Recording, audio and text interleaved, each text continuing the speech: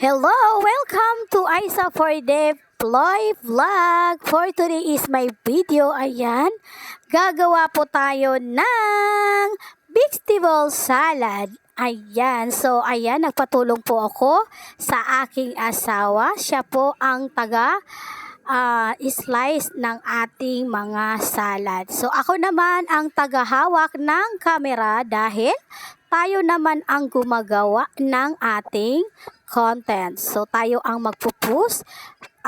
Katulong ko po ang aking asawa dyan. So ayan po ang carrots.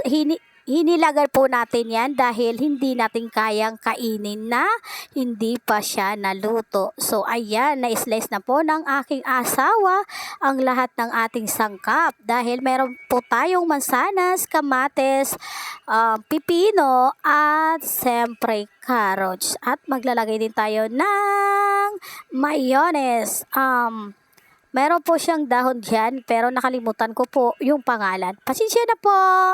Hindi po tayo perfect. So ayan, nilagyan na po ng aking asawa ng mayonnaise.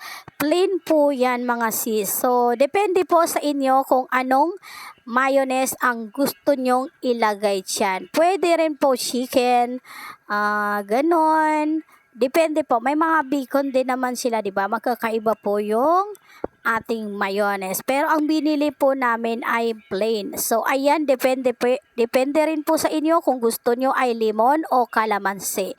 So depende rin po kung gusto nyo maglagay ng lemon. So ayan, i-mix lang po natin. Madali lang po siyang gawin yung vegetable salad. So ayan, na-mix na po ng aking asawa at nakahawak pa rin po ako ng camera. So ayan, titikim na lang po tayo ng ating salad. So ayan, ready to eat and first bite. So ayan, super sarap po.